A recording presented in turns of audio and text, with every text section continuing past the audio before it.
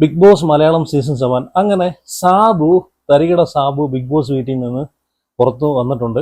ഇപ്പോൾ പുള്ളിക്കാരൻ പോകാൻ നേരത്ത് അനുമോള് കാലി വീണ്ടെടുക്കുക പുള്ളിയുടെ അടുത്ത് അനുഗ്രഹമൊക്കെ മേടിക്കുന്നുണ്ട്. അതുപോലെ അനീഷ് പോകാൻ നേരത്ത് പറയുന്നുണ്ട്, സാബു അണ്ണ ഇതുപോലെ ഞാൻ പറഞ്ഞത് എൻ്റെ വ്യക്തിപരമായിട്ടുള്ള അഭിപ്രായമാണെന്നൊക്കെ പുള്ളി പറഞ്ഞിട്ടുണ്ട്. അപ്പം അത് സാബു കേട്ടതാണോ ഇനി കേട്ടതുപോലെ നടിച്ചാണെന്ന് അറിയത്തില്ല. ചിലപ്പോൾ പുള്ളിക്കൊരു ഒരു ഫീൽ ഉണ്ടായി കാണും. കാരണം പുള്ളി ഈ പറഞ്ഞൊരു കണ്ടസ്റ്റൻസ് ആയിട്ടല്ലല്ലോ കയറി വന്നേക്കുന്നത്. സത്യം പറഞ്ഞാൽ സാബുവിൻ്റെയൊക്കെ ഒരു സ്വഭാവം വെച്ച് നോക്കുകയാണെങ്കിൽ പുള്ളിയൊക്കെ വലിച്ചു കീറും. ഇങ്ങനെയുള്ള പ്രതികരണമൊക്കെ ആരെങ്കിലും പറഞ്ഞു കഴിഞ്ഞാൽ നല്ല രീതിയിൽ തിരിച്ചു കൊടുക്കുന്നൊരു ഒരു ഒരു ക്യാരക്ടറാണ് സാബുവിൻ്റെ. പക്ഷെ ഇവിടെ അനീഷ് അത്രയും ഓവറായിട്ട് സംസാരിക്കേണ്ടതായിരുന്നു എന്നാണ് എനിക്ക് തോന്നിയത്. കാരണം പുള്ളി ഒരു ചലഞ്ചറായിട്ടോ ഒന്നും അല്ല, ഒരു കണ്ടസ്റ്റൻസ് ആയിട്ടോ ഒന്നും അല്ല പുള്ളി കയറി പോയേക്കുന്നത്. ബിഗ് ബോസ് വിളിച്ചു, ഒരു 2 ദിവസത്തേക്ക് കയറിപ്പോയി. ചലഞ്ചറായിട്ടൊന്നും അല്ലെന്ന് തോന്നുന്നു, ചുമ്മാ പോയതാണെന്ന് തോന്നുന്നു. കാരണം എല്ലാ സീസണിനകത്തും സാബുവിനെ കൊണ്ടുവരുന്നുണ്ട് കേട്ടോ. പക്ഷെ പുള്ളി നല്ല മാന്യമായിട്ട് എല്ലാവരോടും നല്ല രീതിയിലാണ് നിന്നത്. നല്ല രസകരമായിട്ടുള്ള കുറച്ച് കാര്യങ്ങളൊക്കെ കിട്ടി. കാരണം സാബു ഇല്ലായിരുന്നെങ്കിൽ സത്യം പറഞ്ഞാൽ ഇന്നത്തെ ലൈവ് കട്ട ബോറായി പോനെ കേട്ടോ. അപ്പം പോകാൻ നേരത്ത് അനീഷ് പറഞ്ഞു, സാബു അണ്ണ ഇതുപോലെ വ്യക്തിപരമായിട്ട് ഞാൻ എൻ്റെ അഭിപ്രായമാണ് പറഞ്ഞത്, വ്യക്തിപരമായിട്ടുള്ള അഭിപ്രായമാണ് കേട്ടോ എന്ന് പറഞ്ഞിട്ടുണ്ടായിരുന്നു. ചിലപ്പം അതൊരു വേണ്ടായിരുന്നു എന്ന് തോന്നിയിട്ടായിരിക്കാം പറഞ്ഞത്. സത്യം പറഞ്ഞാൽ അങ്ങനത്തെ ഒരു സാധനം സാബു, ഞാൻ കഴിഞ്ഞ വീഡിയോ ഞാൻ ഇതിനെ പറ്റിയിട്ട് ഞാൻ ഒരു വീഡിയോ ചെയ്തായിരുന്നല്ലോ. ഈ രാവിലത്തെ ടാസ്കും രാവിലെ ബിഗ് ബോസ് സാബുവിന് കൊടുത്തൊരു ടാസ്കും അത് കഴിഞ്ഞിട്ട് കൊടുത്തൊരു ടാസ്കിനകത്തും ഇവർ തമ്മിലുള്ളൊരു അങ്ങോട്ടും ഇങ്ങോട്ടുള്ളൊരു സംസാരമൊക്കെ അതിനെ പറ്റിയിട്ട് ഞാൻ പറഞ്ഞായിരുന്നു. അപ്പം ഞാൻ പറഞ്ഞായിരുന്നു ഈ ഒരു ചോദ്യം എന്ന് വെച്ച് കഴിഞ്ഞാൽ ബിഗ് ബോസിനകത്ത് സാധാരണക്കാരായിട്ടുള്ള 5 പേരെങ്കിലും വേണമെന്ന് പറയുന്നൊരു ചോദ്യം ഉണ്ടല്ലോ. സാബുവിൻ്റെ അടുത്ത് ചോദിക്കേണ്ട ചോദ്യമല്ല അത് ലാലേട്ടൻ്റെ അടുത്തും ഈ പറഞ്ഞിട്ടുള്ള ബിഗ് ബോസിൻ്റെ അടുത്തും ചോദിക്കേണ്ട ചോദ്യമാണ്. സാബു എന്ത് ചെയ്യാനാണ്? സാബു ഒരു കണ്ടസ്റ്റൻസ് ആയിട്ട് വന്ന ഒരാളാണ്. കണ്ടസ്റ്റൻസ് ആയിട്ട് വന്നിട്ട് വിന്നറായി പോയ ആളാണ്. പിന്നെ എല്ലാ സീസണിനകത്തും സാബുവിനെ കൊണ്ടുവരുന്നുണ്ട്. അപ്പോൾ സാബുവിൻ്റെ അടുത്ത് ചോദിച്ചു കഴിഞ്ഞാൽ സാബു എന്ത് പറയണം? ഇത് ബിഗ് ബോസിന്റെ അണിയറ പ്രവർത്തകരും ഈ പറഞ്ഞിട്ടുള്ള ലാലേട്ടനും എൻ്റെ മോൾ ചൈനൊക്കെ തീരുമാനിക്കേണ്ട കാര്യങ്ങളാണ് ഇതൊക്കെ. അപ്പം ഇതൊക്കെ സാബുവിൻ്റെ അടുത്ത് പറഞ്ഞു കഴിഞ്ഞാൽ പിന്നെ സാബു എന്തുവാണ് ഇതിനൊക്കെ അഭിപ്രായം പറയുന്നത്? അതാണ് ഞാനും പറഞ്ഞത്, ഈ ചോദ്യം സാബുവിൻ്റെ അടുത്തല്ല ചോദിക്കേണ്ടത്, ലാലേട്ടൻ വരുന്ന സമയത്ത് ലാലേട്ടൻ്റെ അടുത്താണ് ചോദിക്കേണ്ടത്.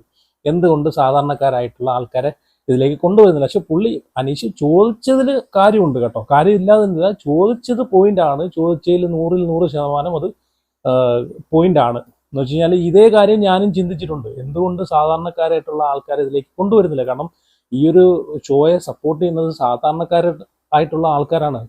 ഈ അവിടെ പോയി ഈ സെലിബ്രിറ്റി ആയിട്ട് നിന്ന് ഈ ഒരു ഷോയിൽ പങ്കെടുക്കുന്ന കണ്ടസ്റ്റൻസിനെ സപ്പോർട്ട് ചെയ്യുന്നത് സാധാരണക്കാരായിട്ടുള്ള ആൾക്കാരാണ്.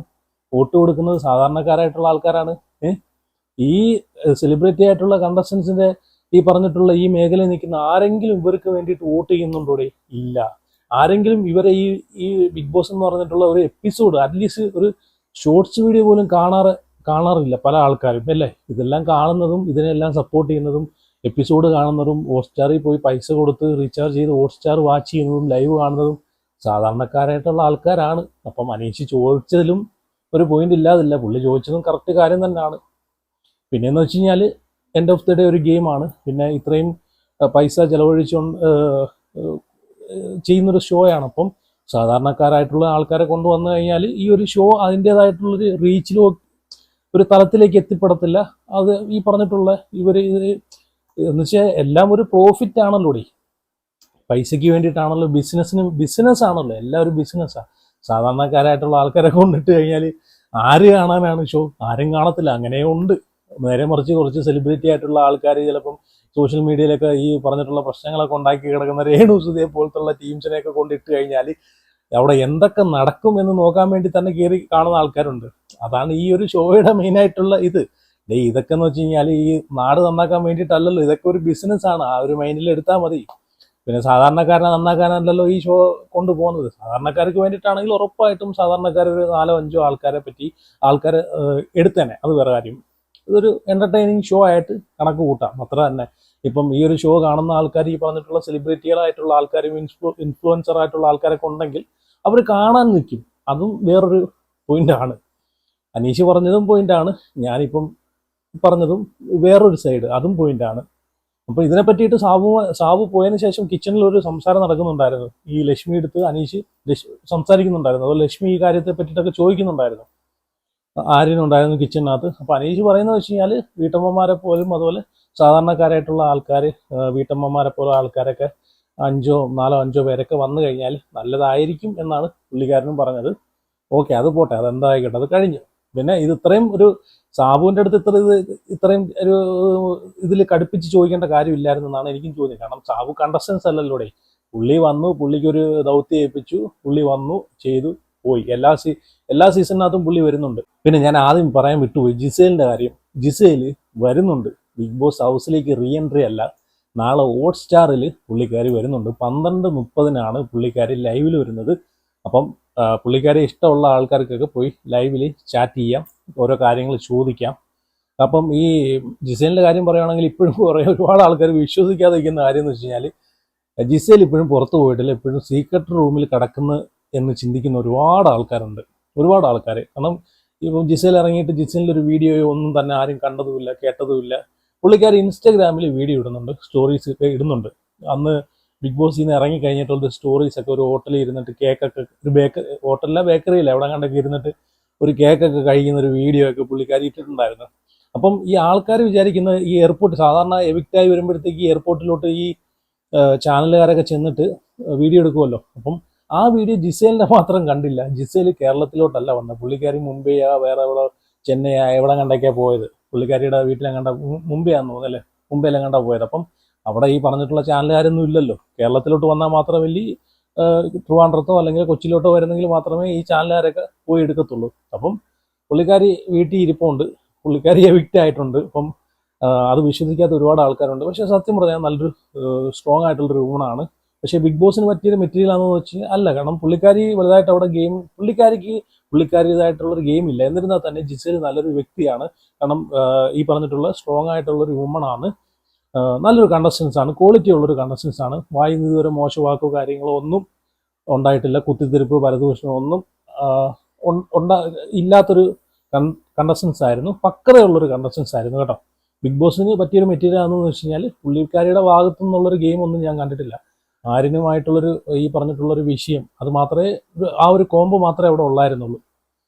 അപ്പം അല്ലാതെ നോക്കുവാണെങ്കിൽ ജിസേൽ നല്ലൊരു ഒരു വ്യക്തിയാണ്. പിന്നെ ഇന്നത്തെ കഥ പറയുമ്പോൾ ഉള്ളൊരു ടാസ്ക് ഉണ്ടല്ലോ, സത്യം പറഞ്ഞാൽ എനിക്ക് ഒട്ടും ഇഷ്ടപ്പെട്ടിട്ടില്ല. ഒരാളെ ഞാൻ കുറേ കണ്ടപ്പോഴത്തേക്ക് അനുമോളെ കണ്ടു, അതുപോലെ അനീഷിൻ്റെ കണ്ടു, പിന്നെ നെവിൻ്റെ കണ്ടു.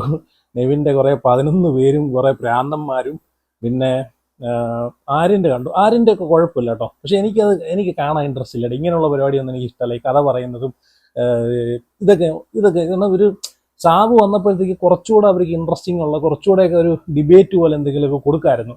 കാരണം സാബുവിനെ പോലുള്ളൊരു കണ്ടസ്റ്റൻസ് അല്ലെങ്കിൽ മുമ്പേ ബിഗ് ബോസ് വിന്നറായിട്ടുള്ള ഇതുപോലൊരു സ്ട്രോങ് ആയിട്ടുള്ളൊരു ഒരു കണ്ടസ്റ്റൻസ് ഒക്കെ ഒരു ആളൊക്കെ വന്നിരിക്കുമ്പോഴത്തേക്ക് കുറച്ചുകൂടെ രസകരമായിട്ടുള്ളൊരു ഡിബേറ്റിംഗ് ടാസ്ക് ഒക്കെ കൊടുക്കാമെന്നാണ് എനിക്ക് തോന്നിയത്. പക്ഷേ എനിക്ക് ഇഷ്ടപ്പെട്ടില്ല, ഉള്ള കാര്യം ഞാൻ പറയാം. അതുകൊണ്ട് ഞാൻ കണ്ടില്ല കേട്ടോ. ഞാൻ 1-2 പേരെ സ്കിപ്പ് അടിച്ചാണ് കണ്ടത്. കഥ പറയുന്നത് ജസ്റ്റ് ഒന്ന് ഓടിച്ചു കണ്ടതേ ഉള്ളൂ. അതുകൊണ്ട് ഞാൻ കണ്ടില്ല അത് എന്താ സംഭവം. എനിക്ക് തോന്നുന്നു ആര്യനും നെവിനൊക്കെയാണോ ഒന്ന് വിൻ ചെയ്തെന്ന് തോന്നുന്നു. അവരെയൊക്കെയാണ് നല്ലൊരു കഥയായിട്ട് തോന്നിയെന്ന് തോന്നുന്നു. അപ്പം പിന്നെന്ന് വെച്ച് കഴിഞ്ഞാൽ ഈ ആഴ്ചയിൽ നോക്കിക്കോ, ജയിലിലേക്ക് പോകുന്നത് ഞാൻ എൻ്റെ ഒരു അഭിപ്രായം പറയുകയാണ്, എനിക്ക് തോന്നി. കാരണം എല്ലാ വീക്കും അങ്ങനെ ആണല്ലോടെ. കാരണം അവിടെ നല്ല രീതിയിൽ ഗെയിം കളിക്കുന്ന ആൾക്കാരെയാണല്ലോ ഗ്രൂപ്പിസം കാണിച്ച് ജയിലിലോട്ട് വിടുന്നത്. അപ്പോൾ എനിക്ക് തോന്നുന്നത് മിക്കവാറും ഈ ആഴ്ചയിൽ അനുവിനെയും അനീഷിനെയും ജയിലിലോട്ട് തള്ളും ഗ്രൂപ്പിസം കാണിച്ച്. അനുവിനെ തള്ളാൻ ഏറ്റവും മുമ്പന്തിയിൽ നിൽക്കുന്ന നൂറയും അതുപോലെ ഈ പറഞ്ഞിട്ടുള്ള ആദിലയും ആയിരിക്കും. നോക്കിക്കോണം. കാരണം അനുവിനെ ജയിലിലേക്ക് വിടാൻ ഇവർ കണ്ടെത്തുന്ന കാരണം ചിലപ്പം ഈ പെൻസിൽ ടാസ്ക് കുളമാക്കി എന്ന് പറഞ്ഞിട്ടുള്ളൊരു വിഷയം ചിലപ്പം ഇതിനകത്ത് എടുത്തിടും.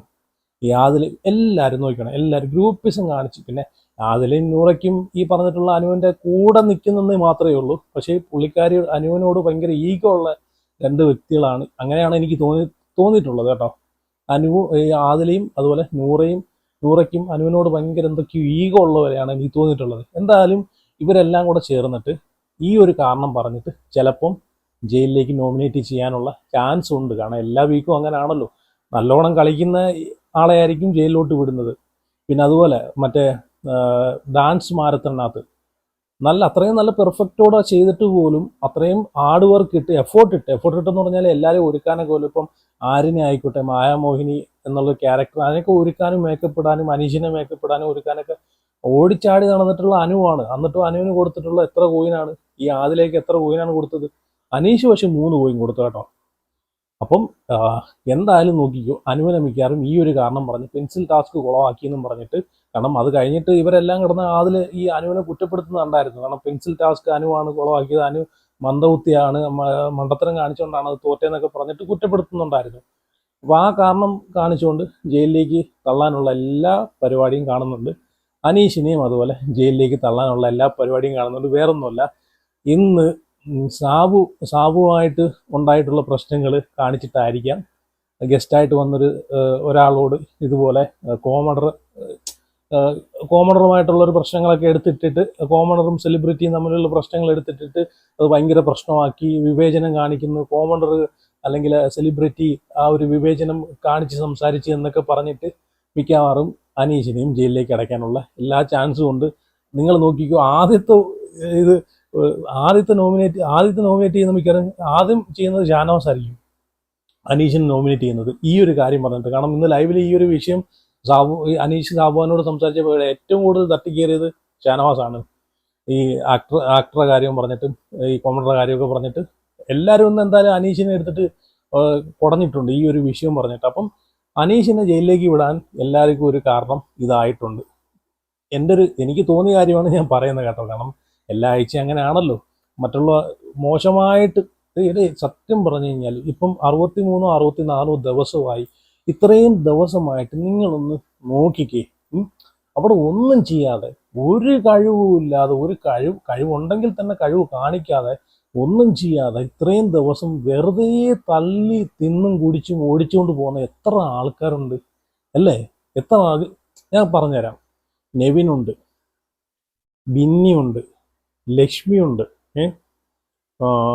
ഇച്ചിരിയെങ്കിലും എന്തെങ്കിലുമൊക്കെ അവിടെ കാഴ്ചവെക്കുന്ന, ടാസ്ക് വന്നാലോ അല്ലെങ്കിലൊക്കെ എന്തെങ്കിലും കണ്ടന്റ് കൊടുക്കുന്ന വ്യക്തികൾ എന്ന് പറഞ്ഞാൽ ഷാനവാസ് പിന്നെ ഷോ കാണിക്കുന്നുണ്ടെങ്കിലും പുള്ളി എന്തെങ്കിലുമൊക്കെ അവിടെ ഈ പറഞ്ഞിട്ടുള്ള കാര്യങ്ങളൊക്കെ അവിടെ ചെയ്യുന്നുണ്ട്.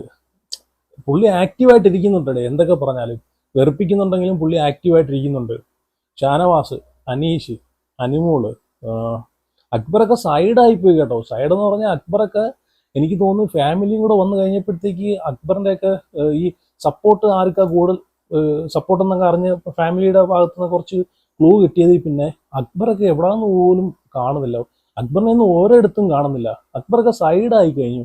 പിന്നെ സാബുമാൻ്റെ കാര്യം പറയണ്ടല്ലോ, പുള്ളിയൊക്കെ എവിടെ, അതിന്ന് സാബു പറയുകയും ചെയ്തു, തരികട സാബു വന്നപ്പം പറയുകയും ചെയ്തു, ഞാനൊരു മറ്റേ ഇല്ല മൈക്രോസ്കോപ്പോ അതും കൂടെ കൊണ്ടുവന്നു ഇത് നിരീക്ഷിച്ച് നോക്കാൻ വേണ്ടിയിട്ട് അത് കൊണ്ടുവരാനായിട്ടിരുന്നു എന്ന് പറയുന്നുണ്ട്. കാരണം ഇവനെ കാണണ്ടേ ലൈവിനകത്ത്, ഇവനെ കണ്ടാലല്ലേ പറയാൻ പറ്റൂ. സാബു അതുപോലെ സാബുവാൻ്റെ കാര്യം സംസാരിക്കുന്നുണ്ട്.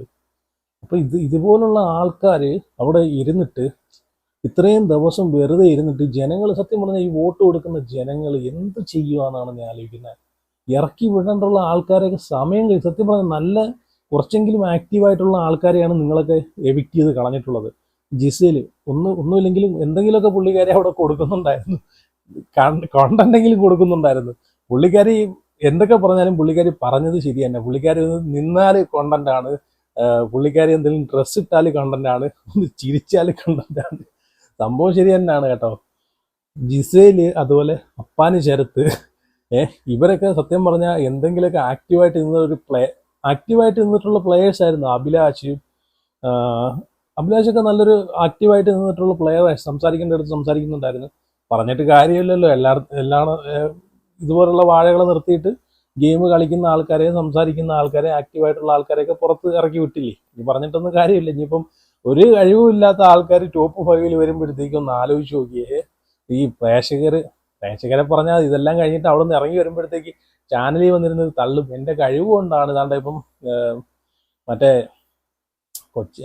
ഒനിയൻ സാബു ഇറങ്ങിയിട്ട് പറഞ്ഞിട്ടില്ലേ, ഞാൻ വലിയ ലെജൻഡാണ്, ഞാൻ വലിയ മാങ്ങാത്തൊലിയാണെന്നൊക്കെ പറഞ്ഞുകൊണ്ട് സ്വന്തമായിട്ട് അങ്ങോട്ട് പോയെടുത്തുവാണ്. ഞാൻ ഇത്രയും ദിവസം നിന്നിട്ടുള്ളത് ഞാനൊരു ഗെയിമറായി, സ്വന്തമായിട്ടങ്ങ് പറയുവാണ്, ഞാനൊരു ഗെയിമർ ആയതുകൊണ്ടാണ് ഇത്രയും ദിവസം ഞാൻ നിന്നത്, ഞാനൊരു സംഭവമാണെന്ന് പുള്ളിക്കാരൻ തന്നെ അങ്ങ് പറയുവാണ്.